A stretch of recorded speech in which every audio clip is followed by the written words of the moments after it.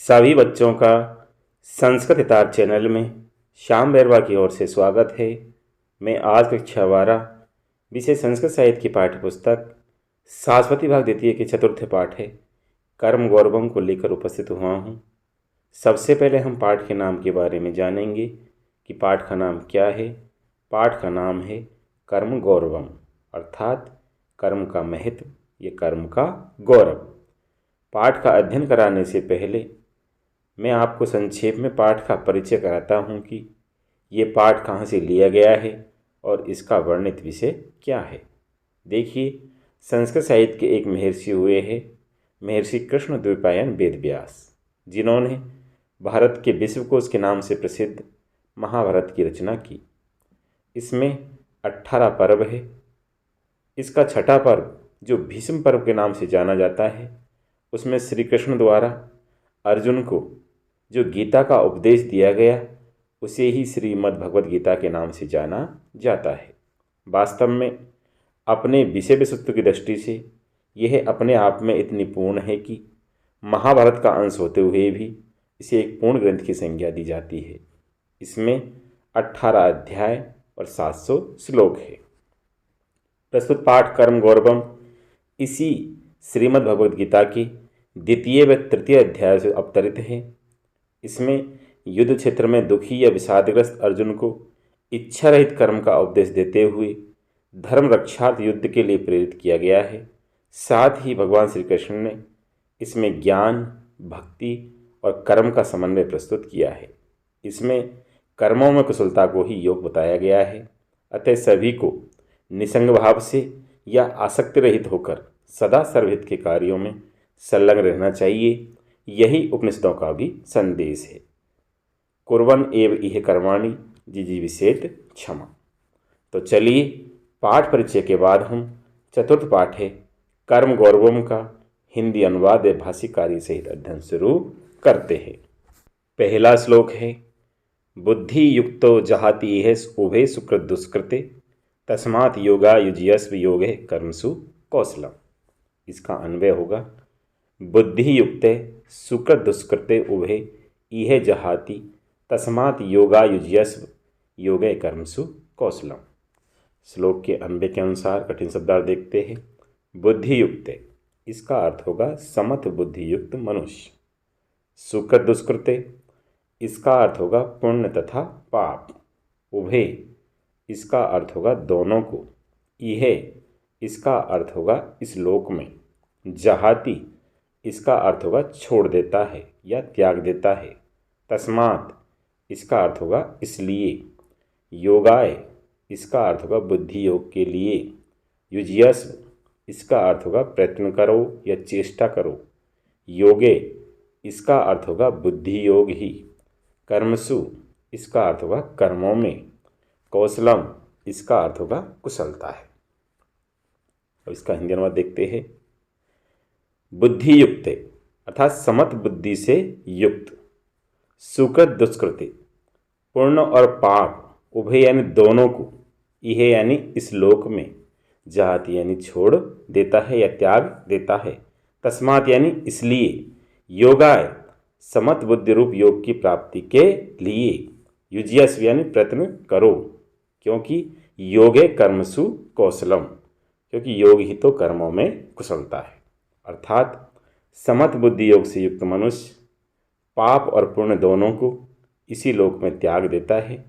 इसलिए हे अर्जुन, तू समत बुद्धि रूप योग की प्राप्ति के लिए चेष्टा कर या प्रयत्न कर, क्योंकि योग ही तो कर्मों में कुशलता है। इसमें एक शब्द आया है जहाती है, इसका विच्छेद होगा जहाती प्लस ई है और इसमें दीर्घ संधि है। इसमें सुकृत दुष्कृते विशेषण है और उभय इसका विशेष्य है। इसमें एक शब्द और आया है तस्मात् योगाय, इसका विच्छेद होगा तस्मात् प्लस योगाय और इसमें जसत्व संधि है। इसमें बुद्धि युक्त करता है और जहाती इसकी क्रिया है। अगला श्लोक है नियतम कुरु कर्म त्वं कर्म ज्यायो ही अकर्मणे शरीर यात्रापि चैतेने प्रसिद्धियेत अकर्मणे। इसका अन्वय होगा त्वं नियतम कर्म कुरु ही अकर्मण कर्म ज्याय अकर्मण चैते शरीर यात्रापि न प्रसिद्धियेत। श्लोक के अन्वय के अनुसार कठिन शब्दार्थ देखते हैं। त्वम इसका अर्थ होगा हे अर्जुन या तुम। नियतम इसका अर्थ होगा शास्त्र विधि से निश्चित किए हुए या नियत किए हुए। कर्म इसका अर्थ होगा स्वधर्म रूप नित्य कर्म को। कुरु इसका अर्थ होगा कर। ही इसका अर्थ होगा क्योंकि। एकर्मणे इसका अर्थ होगा कर्म ने करने से। कर्म इसका अर्थ होगा कर्म करना। ज्याय इसका अर्थ होगा अधिक श्रेष्ठ है। चैते इसका अर्थ होगा तुम्हारी। शरीर यात्रापि इसका अर्थ होगा शरीर निर्वाहवी। ने इसका अर्थ होगा नहीं। प्रसिद्धियेत इसका अर्थ होगा सिद्ध होगी। श्लोक का हिंदी अनुवाद देखते हैं। त्वम यानी हे अर्जुन, नियतम यानी तू शास्त्र विधि से नियत किए हुए कर्म करो, स्वधर्म रूप नित्य कर्म को कर। ही यानी क्योंकि अकर्मण कर्म ने करने की अपेक्षा कर्म जाए कर्म करना ही श्रेष्ठ है। अकर्मण और कर्म ने करने से चेते तुम्हारी शरीर यात्रा भी शरीर यात्रा भी न प्रसिद्धियत अर्थात सिद्ध नहीं होगी। अर्थात हे अर्जुन, तू शास्त्र विधि से नियत किए हुए स्वधर्म रूप नित्य कर्म को कर, क्योंकि कर्म ने करने की अपेक्षा तो कर्म करना ही श्रेष्ठ है और कर्म ने करने से तुम्हारी शरीर यात्रा भी सिद्ध नहीं होगी। इसमें नियतम विशेषण है और कर्म इसका विशेष्य है। इसमें त्वम कर्ता है और कुरु इसकी क्रिया है। इसमें श्रेष्ठ का पर्यायवाची आया है ज्याय। इसमें एक शब्द आया है ही कर्मणे, इसका विच्छेद होगा ही प्लस कर्मणे और इसमें यण संधि है। इसमें एक शब्द और आया है शरीर यात्रापि, इसका विच्छेद होगा शरीर यात्रा प्लस अपि और इसमें दीर्घ संधि है। इसमें ते सर्वनाम है और इसकी संज्ञा होगी अर्जुन। इसमें एक शब्द और आया है प्रसिद्धेद अकर्मणे, इसका विच्छेद होगा प्रसिद्धियेत प्लस अकर्मणे और इसमें जसत्व संधि है।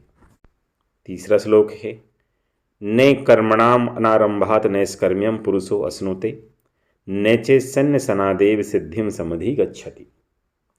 श्लोक का अन्वय देखते हैं। पुरुषे कर्मणाम अनारंभात नैष्कर्म्यम न अश्नुते नैचे सन्य सनादेव सिद्धिम समधि गच्छति। श्लोक के अन्वय के अनुसार कठिन शब्दार्थ देखते हैं।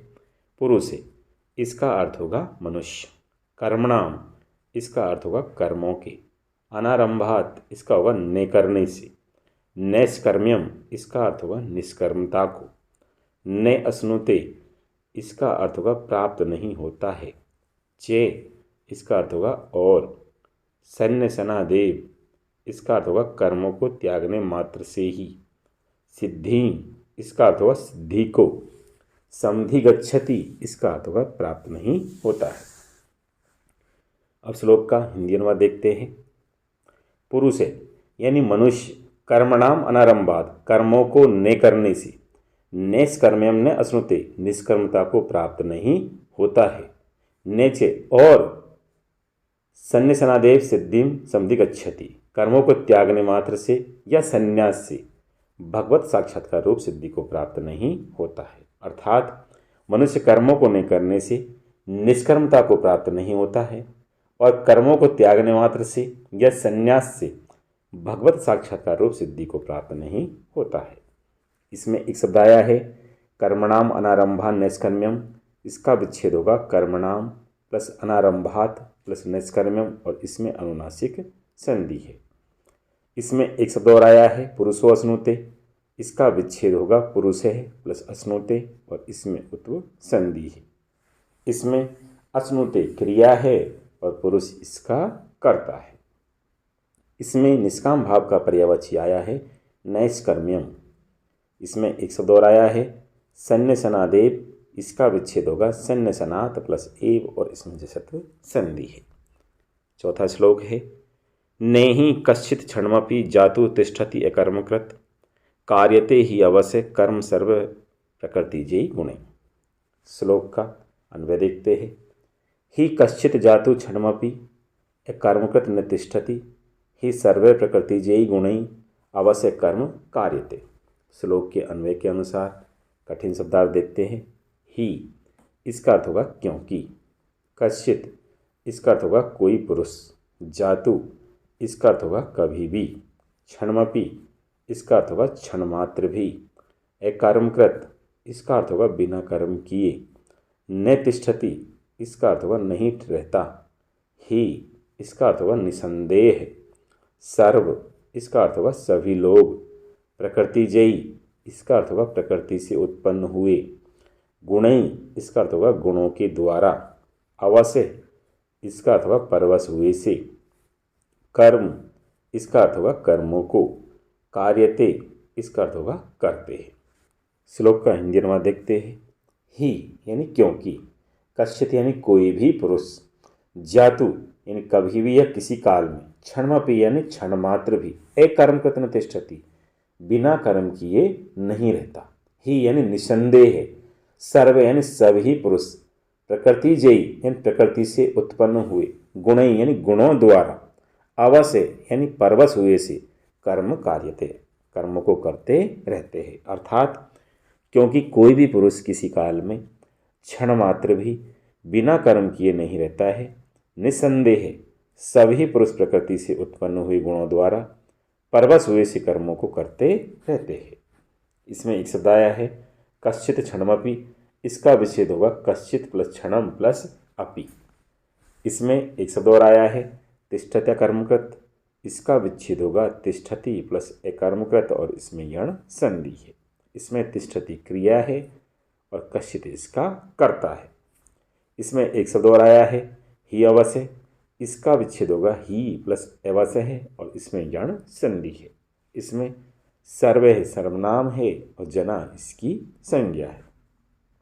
इसमें एक शब्द और आया है प्रकृतिजयी गुणई, इसका विच्छेद होगा प्रकृतिजयी प्लस गुणई और इसमें ऋत्व संधि है।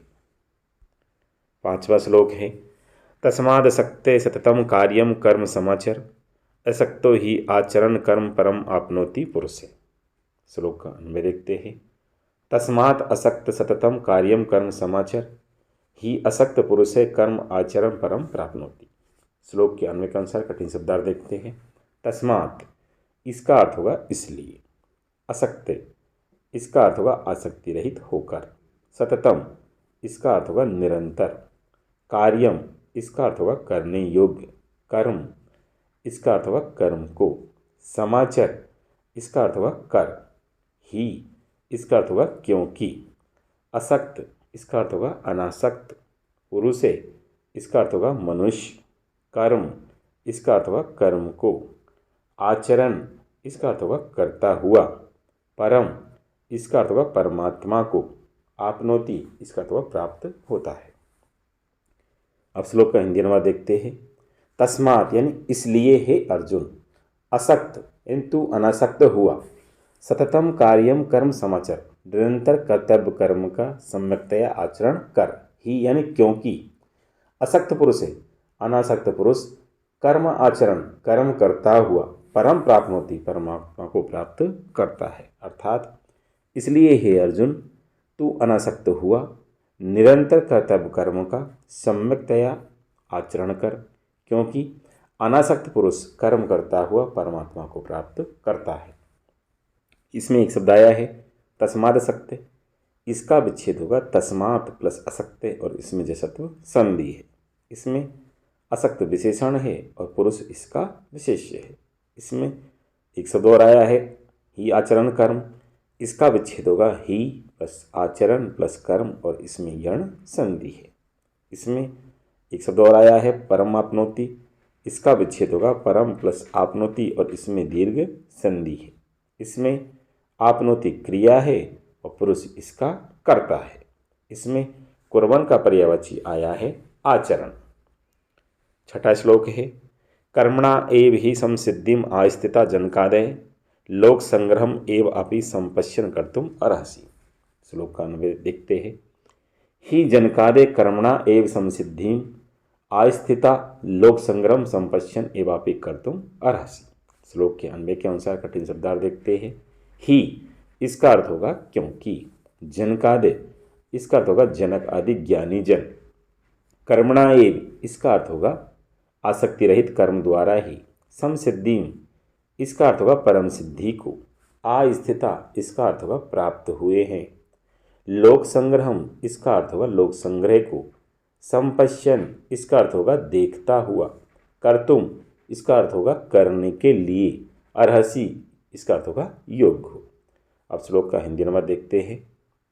ही, क्योंकि जनकादि ज्ञानी जन भी कर्मणा एव, आसक्ति रहित कर्मों के द्वारा ही। समसिद्धि, परम सिद्धि को आस्थिताएं प्राप्त हुए हैं। इसलिए लोक संग्रह पश्यन, लोक संग्रह को देखता हुआ भी तू एवापि कर्तुम अर्हसि, कर्म करने के ही योग्य है। अर्थात इस प्रकार जनकादि ज्ञानी जन भी आसक्ति रहित कर्म द्वारा ही परम सिद्धि को प्राप्त हुए हैं। इसलिए तथा लोक संग्रह को देखता हुआ भी तो कर्म करने के ही योग्य है। इसमें एक शब्द आया है कर्मणैव, इसका विच्छेद होगा कर्मणा प्लस एव और इसमें वृद्धि संधि है। इसमें एक शब्द और आया है समसिद्धिम आस्थिता, इसका विच्छेद होगा समसिद्धिम प्लस आस्थिता और इसमें दीर्घ संधि है। इसमें एक शब्द और आया है जनकादय, इसका विच्छेद होगा जनक प्लस आदाय और इसमें दीर्घ संधि है। इसमें आस्थिता क्रिया है और जनकादय इसका कर्ता है। इसमें एक शब्द और आया है लोक संग्रहम एवापि, इसका विच्छेद होगा लोक संग्रहम प्लस एव प्लस अपि और इसमें दीर्घ संधि है। इसमें संग्रहम विशेष्य है और लोक इसका विशेषण है। इसमें अवलोकन का पर्यायवाची आया है संपश्य। इसी के साथ चतुर्थ पाठे का भाग 1 संपन्न हुआ। यदि आपको मेरी वीडियो पसंद आई हो तो संस्कृत हिताल चैनल को लाइक व सब्सक्राइब करें, जिससे आगे आने वाली वीडियो आप तक पहुंच सके। मिलते हैं अगले भाग 2 में, तब तक के लिए धन्यवाद।